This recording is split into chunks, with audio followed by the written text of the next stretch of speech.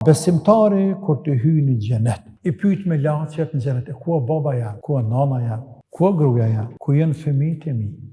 Kjo është gëzu fort kur ka hyrë në xhenet, o gëzu edhe më fort kur ka filluar me shejut mirat e xhenetit, ta gëzohet hala më shumë kur Allahu ja sjell edhe familjarët e tij, ama Allahu me rahmetin e vet nuk ka ndan gratë për tyne, I bashkon bashkë në xhenet.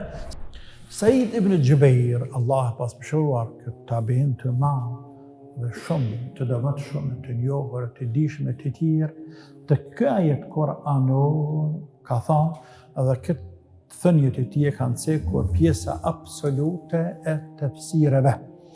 Ka thënë besimtari kur të hyjë në xhenet,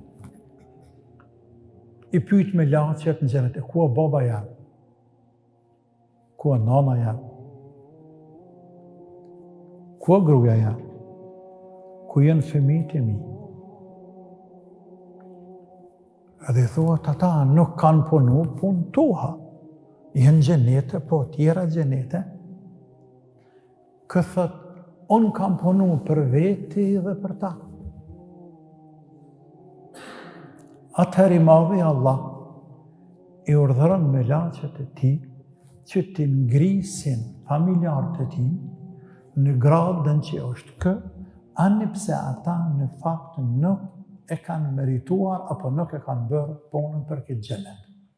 Kjo si rahmet I Zotit, dhunti e veçantë e Allahut për këtë burr të madh I cili ka punuar punë të mëdha, në mënyrë që dhuntit e Zotit të jenë të pafundshme për robët e tij, mirësitë e Allahut të jenë të larmishme ndaj robëve të tij, që kënaqësitë e tij në xhenet të përsosen, të jenë sa më të larmishme, sa më të shumta, sepse kjo është gëzu kur ka shpëtu për xhenemit, la ilahe illallah, e ka gëzim më të madh se me shpëtu për xhenemit.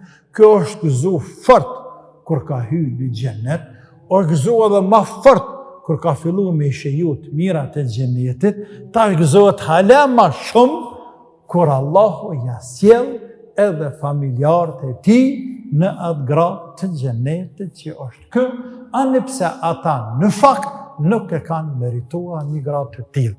Ngjajshëm me këtë ajet Kur'anor është edhe ajeti tjetër në surën Tur, وَالَّذِينَ آمَنُوا وَاتَّبَعَتْهُمْ ذُرِّيَّتُهُمْ بِإِيمَانٍ أَلْحَقْنَا بِهِمْ ذُرِّيَّتَهُمْ وَمَا أَلَتْنَاهُمْ مِنْ عَمَلِهِمْ مِنْ شَيْءٍ. Dhe ata të cilët kanë besuar, e dhurrijeti I tyne, lëst e tyne në iman, I kanë pasuar, se jo në kufër, nuk ka mundësi më bashku, por në iman I kanë pasuar, alhaqna bihim dhurrijetahum. Ja ua bashkojmë atyre, lëst e tyre, familjar e tyre ngritëm lartë. Dhe nga ana logjike, Aisha, Hatijja dhe këtë gratë e pejgamberit sallallahu alaihi wasallam, a thu valle meritojnë gradën e lartë të xhenetit që meriton pejgamberi? Jo, për ato do t'jenë gradën e tepër hatër ti. Po Ebu Bekër Siddiqi, po Omeri, po Aliu, po Uthmani, po sahabët e tjerë. Po ata shohëdo, ata ulema, ata siddiqin, ata burrat më dhej, të cilët e kanë ruajtur këtë din që 15 shekuj dhe kanë bërë krejt që ka është e mundur dhe kanë shkri vetveten e vetë, për hatër të fjallës se Allahut Azza wa Jall e kanë hargjuar, e kanë shpenzuar dhe çdo frymar janë mundu.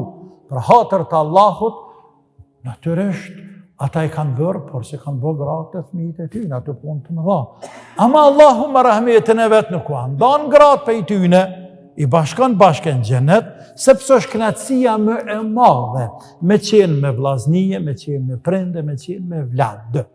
Pra Allah I madhruar këtu po thot, wa man salaha min abaihim, o zot fute ata në xhenetet e adnit, të cilat ua ke premtuar, por bashkojnë me ta edhe prindët e tyre që mirë kanë vepruar. Salaha, men salaha është ata që kanë bë sala islah, kanë besuar hak, kanë punuar punë të mira, por jo sa trangot të këtina, nga prindrit e tina, gratë e tina, lost e ti. Inneke ente el azizu, el hakim, më të vërtet të o Zot, je el aziz, i plot fuqishëm, i pamposhtur. Ti bën çka të dush.